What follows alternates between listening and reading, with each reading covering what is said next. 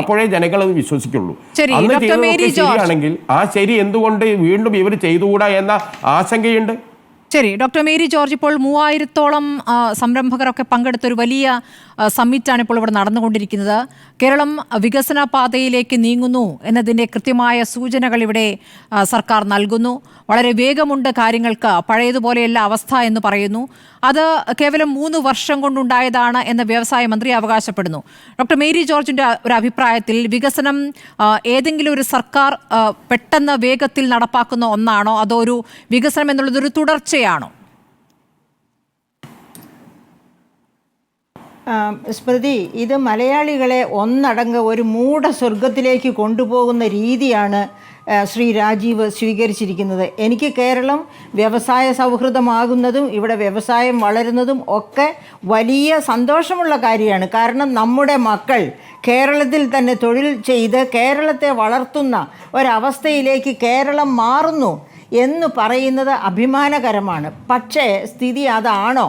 ഇപ്പം മന്ത്രി രാജീവ് എല്ലാ വ്യവസായ വികസനവും ഈ കഴിഞ്ഞ 3 വർഷം കൊണ്ടുണ്ടായി എന്ന് പറയുമ്പോൾ ഞാൻ ചോദിക്കുകയാണ്, 2016-17 മന്ത്രി തോമസ് ഐസക്ക് ഒരു വ്യവസായ പാർക്ക്, വ്യവസായ ഇടനാഴി, പാർക്കല്ല ഇടനാഴി, കൊച്ചി മുതൽ കോയമ്പത്തൂർ വഴി ബാംഗ്ലൂരിലേക്ക് നീളുന്ന ഒരു വ്യവസായ ഇടനാഴി 2016-17 ബജറ്റ് മുതൽ ഒട്ടുമിക്ക ബജറ്റുകളിലും ഇതിനെപ്പറ്റി ആവർത്തനം ഉണ്ടായിരുന്നു. പക്ഷേ ഇക്കഴിഞ്ഞ ബജറ്റിൽ അത് ആവർത്തിച്ചതായിട്ട് ഞാൻ തോന്നുന്നില്ല. അപ്പോൾ വ്യാവസായികമായിട്ട് അതൊരു വ്യവസായ ഇടനാഴി വരിക എന്ന് പറഞ്ഞാൽ വ്യവസായത്തിൻ്റെ, അതായത് നമ്മുടെ ആകെ വ്യാപാര വ്യവസായത്തിൻ്റെ ലോജിസ്റ്റിക് കോസ്റ്റുകളെല്ലാം കുറഞ്ഞ് എൻവയോൺമെൻറ്റ് മെച്ചപ്പെടും, വലിയ കുതിച്ചുചാട്ടമുണ്ടാകും. ആ വ്യവസായ ഇടനാഴി ഇതുവരെ പൂർത്തിയായിട്ടില്ല. അത് മിസ്റ്റർ രാജീവ് കണ്ടിട്ടുണ്ടാവില്ലേ എന്തോ എനിക്കറിഞ്ഞുകൂടാ. ആ വ്യവസായ ഇടനാഴി പൂർത്തിയാക്കിയിട്ടാണ് ഇങ്ങനെ ഒരു പ്രഖ്യാപനം നടത്തുന്നത് എങ്കിൽ അതിൽ അർത്ഥമുണ്ട് എന്ന് ഞാൻ പറയും. കാരണം കേരളത്തിൻ്റെ ഈ നമ്മുടെ ക്രോപ്പിംഗ് പാറ്റേൺ എടുത്താൽ മതി, വളരെ ഡൈവേഴ്സിഫൈഡ് ക്രോപ്പിംഗ് പാറ്റേൺ ആണ്. എന്ന് വെച്ചാൽ ഏത് ക്രോപ്പ് എടുത്താലും അതിൽ നിന്ന് തന്നെ വിവിധ തരത്തിലുള്ള വാല്യൂ ആഡഡ് പ്രോഡക്ട്സ് ഉണ്ടാക്കാൻ പറ്റുന്ന ഒരു ക്രോപ്പിംഗ് പാറ്റേൺ. അത് ചക്കയാകട്ടെ തേങ്ങയാകട്ടെ അങ്ങനെ ഏത് ഉൽപ്പന്നം എടുത്താലും അങ്ങനെയുള്ള കേരളത്തിൽ ആ വ്യവസായ ഇടനാഴി ഇപ്പോഴും എങ്ങും എത്താതെ കിടക്കുകയാണ്. ഇനി മിസ്റ്റർ രാജീവ് പറയുന്ന ഈസ് ഓഫ് ഡൂയിങ് ബിസിനസ്, അത് അദ്ദേഹം തന്നെ പ്രഖ്യാപിച്ച ഒരു ഈസ് ആയിരിക്കാം. എനിവേ അതിനൊരു ബേസ് ഉണ്ട്, അത് ബേസ്ലെസ് ആണെന്ന് ഞാൻ പറയുന്നില്ല. അതായത് 2022-23 കേരള ഇയർ ഓഫ് എൻ്റർപ്രൈസ് എന്ന് പ്രഖ്യാപിച്ച് ശ്രീ രാജീവ് കുറേ കാര്യങ്ങളൊക്കെ ചെയ്തിരുന്നു. അന്ന് അദ്ദേഹം പറഞ്ഞിരുന്നു ഓണത്തിന് മുൻപ് ഇവിടെ ബയോ പാർക്കുകൾ പ്രവർത്തനം ആരംഭിക്കും. ആ ബയോ പാർക്കുകളും 2016-17 ബജറ്റ് മുതൽ ഡോക്ടർ ഐസക്ക് ഡിക്ലെയർ ചെയ്തതാണ്. അപ്പോൾ ഈ ബയോ പാർക്കുകൾ തുടങ്ങും ഓണത്തിനും 2023-22 ഓണത്തിന് മുൻപ് ബയോ പാർക്കുകൾ തുടങ്ങും. Ready to eat, ready to cook തരത്തിലുള്ള ഉൽപ്പന്നങ്ങൾ, അതായത് value added products of Kerala, അതുവഴിയായിട്ട് ഇഷ്ടം പോലെ പുറത്തു കൊണ്ടുവരും.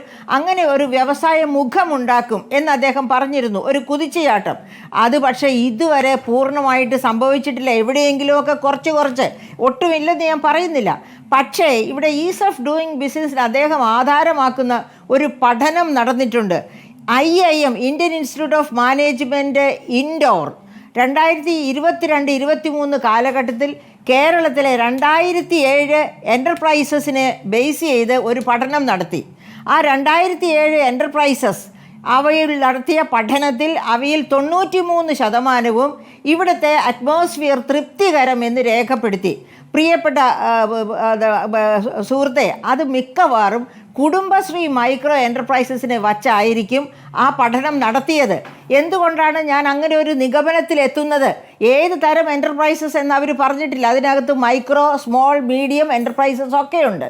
അപ്പോൾ അതിനകത്ത് കൂടുതലും മൈക്രോ എൻ്റർപ്രൈസസ് അഥവാ കുടുംബശ്രീ മൈക്രോ എൻ്റർപ്രൈസസ് ആകാനാണ് സാധ്യത. കാരണം കുടുംബശ്രീ മൈക്രോ എൻ്റർപ്രൈസസിൻ്റെ അടുത്തേക്ക് നോക്കുകൂലി ചോദിച്ച് ഒരുത്തനും ചെല്ലില്ല ചങ്കൂറ്റത്തോടെ. കാരണം അതിനകത്ത് 10 കുടുംബശ്രീകൾ ചേർന്നാണ് ഒരു മൈക്രോ എൻ്റർപ്രൈസസ് നടത്തുന്നത്. അതിനകത്ത് ജോലിക്കാരെല്ലാം അവർ സ്ത്രീകൾ തന്നെയായിരിക്കും. അതുകൊണ്ട് നോക്കുകൂലി ചോദിക്കാനുള്ള അവസരം ഉണ്ടാകുന്നില്ല. അതേ സമയത്ത് നോക്കുകൂലി ചോദിക്കാനുള്ള അവസരം, അപ്പോൾ അങ്ങനെ ആ ഇൻഡോറിൻ്റെ പഠനം കേരളത്തിൻ്റെ വ്യാവസായിക എന്താ പറയുക എക്കോസിസ്റ്റം വളരെ സൗഹാർദ്ദപരമാണ് എന്ന നിഗമനത്തിലാണ് അവരുടെ പഠനം എത്തിച്ചേർന്നത്. അത് നമ്മുടെ മന്ത്രി രാജീവ് എടുക്കുകയും അത് ഈസ് ഓഫ് ഡൂയിങ് ബിസിനസ്സിന് പകരമുള്ള ഒരു ഇൻഡെക്സ് പോലെ അദ്ദേഹം കണക്കാക്കി നമ്മുടെ മുൻപിൽ അവതരിപ്പിച്ചതും ആകാം, എനിക്കറിഞ്ഞുകൂടാ. ഏതായാലും ഈ 2022-23 is of doing business index India government അതുപോലെ എന്ന് നമുക്ക് മനസ്സിലായി കഴിഞ്ഞു. അതെ, നിർത്തലാക്കി എന്നുള്ളത് ഉറപ്പാണ്. അപ്പോൾ അങ്ങനെയാകുമ്പോൾ 22-23 അത് വരില്ലല്ലോ.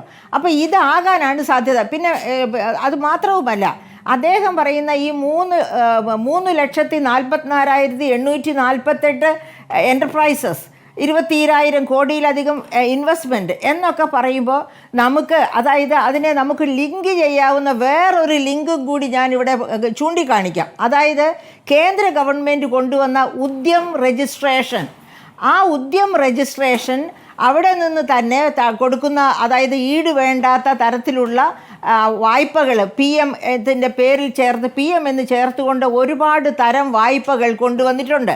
ആ വായ്പാ പദ്ധതികളിലൊക്കെ പങ്കാളികളായി വായ്പ വാങ്ങിക്കാൻ കഴിയണമെങ്കിൽ ഉദ്യം രജിസ്ട്രേഷനിൽ രജിസ്റ്റർ ചെയ്യണം.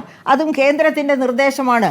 അപ്പോൾ എന്ത് സംഭവിച്ചു? 1947 ശേഷം എപ്പോഴെങ്കിലും തുടങ്ങിയതും മുടങ്ങിപ്പോയതുമായ, അതായത് നമുക്കറിയാം ഈ എന്താണ് നമ്മുടെ ഡീമോണിറ്റൈസേഷൻ, 2016 ഡീമോണിറ്റൈസേഷന് ശേഷം ഇന്ത്യയിലെ തന്നെ, കേരളത്തിലെ മാത്രമല്ല ഒട്ടുമിക്ക MSME പിന്നെ ഇതും, അതായത് നാമമാത്ര ചെറുകിട ഇടത്തരം സംരംഭങ്ങളും നിന്നുപോയിരുന്നു.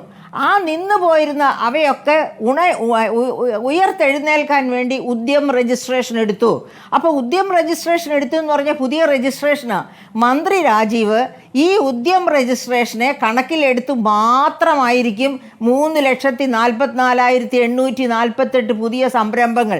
അല്ലെങ്കിൽ ഇതാ ഇപ്പോൾ എൻ്റെ സ്മൃതി KJ സ്കറിയ, അതായത് MSME സെക്ടറിൻ്റെ ഒരു അധികായനാണ്, ആ രംഗത്ത് പ്രവർത്തിക്കുന്നവനാണ്.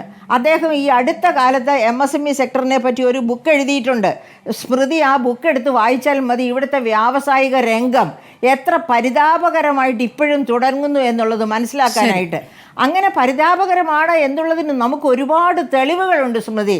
അപ്പോൾ ഉദാഹരണത്തിന് നമുക്കറിയാം, തിരുവാർപ്പിൽ സ്വന്തം അധ്വാനത്തിൻ്റെ ഫലം കൊണ്ട് റിട്ടയർ ചെയ്ത ഒരു മനുഷ്യൻ 2-3 ബസ് വാങ്ങിച്ച് ഓടിച്ചു. എന്താണ് അവിടെ സംഭവിച്ചത്? അയാളെ പ്രവർത്തിക്കാൻ അനുവദിക്കണമെന്ന് കോടതി പറഞ്ഞു.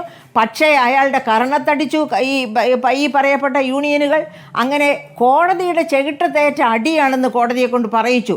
ഇനി ഒന്ന് നോക്ക്, പുഴയ്ക്കൽ പഞ്ചായത്ത് തൃശ്ശൂരുള്ളതാണ്. അവിടെ ഈ നമ്മുടെ ഇവിടുത്തെ എന്താണ് പറയുക, കിൻഫോ പാർക്ക് പോലെ ഒരു വ്യവസായ പാർക്ക്, ഗവൺമെൻറ്റിൻ്റെ ഒരു പാർക്ക് തുടങ്ങി. ഒരുപാട് പേർക്ക് വ്യവസായ സാഹചര്യം ഒരുക്കും, അതുപോലെ തൊഴിൽ കൊടുക്കുമെന്ന് പറഞ്ഞു കൊണ്ടുവന്ന LDF ഗവൺമെൻറ് കാലത്ത് കൊണ്ടുവന്ന ആ പുഴയ്ക്കൽ പാർക്കിന് എന്ത് സംഭവിച്ചു? പ്രവാസികൾ തന്നെ അവിടെ വന്ന് ബിസിനസ്സിന് ഇൻവെസ്റ്റ് ചെയ്തു. കോടികൾ മുടക്കിയ പാർക്കാണെന്ന് ഓർക്കണം. ഇൻവെസ്റ്റ് ചെയ്തിട്ട് അവർക്ക് ഒരു തരത്തിലും അവിടെ നിലയുറപ്പിക്കാൻ പറ്റാത്തത് കൊണ്ട് വന്ന് തുടങ്ങിയവരെല്ലാം തന്നെ ഒന്നുകിൽ തമിഴ്നാട്ടിലേക്ക് അല്ലെങ്കിൽ കർണാടകത്തിലേക്ക് പോയി. അതിലെ ചില ഇൻവെസ്റ്റേഴ്സ് ഞാൻ നേരിട്ട് അവരുമായിട്ട് സംസാരിച്ചപ്പോൾ തന്നെ പറഞ്ഞിട്ടുണ്ട്, കേരളത്തിൽ കൈക്കൂലി കൊടുത്താലും രക്ഷയില്ല, കൈക്കൂലി കൊടുക്കണം. പക്ഷേ തമിഴ്നാട്ടിലോ കർണാടകത്തിലോ ആണെങ്കിൽ കൈക്കൂലി കൊടുക്കണം. പക്ഷേ കൈക്കൂലി കൊടുത്തു കഴിഞ്ഞാൽ കൃത്യമായിട്ട് കാര്യം നടന്നിരിക്കും, ഒരു താമസവുമില്ലാതെ എന്ന്. അപ്പോൾ ഇവിടുത്തെ അന്തരീക്ഷം എങ്ങനെ നിൽക്കുന്നു? ഈ അടുത്ത കാലത്താണ് അതായത് 2 വർഷം മുൻപാണ് ഈ പുഴയ്ക്കൽ വ്യവസായം തുടങ്ങി തോറ്റ് തുന്നമ്പാടി മറ്റ് സംസ്ഥാനങ്ങളിലേക്ക് പോകേണ്ടി വന്ന ഒരു വ്യവസായിയുമായിട്ട് ഞാൻ സംസാരിക്കുന്നത്. അപ്പോഴാണ് എനിക്ക് അദ്ദേഹത്തിൽ നിന്ന് റെസ്പോൺസ് കിട്ടി. പോകട്ടെ സ്മൃതി, ഇവർ ഈ പറയുന്ന കാലഘട്ടത്തിലല്ലേ കിറ്റെക്സ് അതിൻ്റെ വികസനം ആന്ധ്രയിലേക്ക് മാറ്റി. എന്തുകൊണ്ട് കേരളത്തിൽ നിന്ന് ആന്ധ്രയിലേക്ക് പോയി?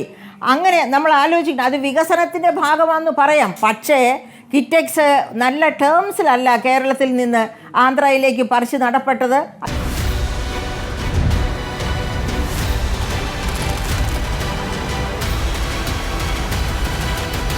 ഡിബേറ്റ് വിത്ത് സ്മൃതി പരുത്തിക്കാട്.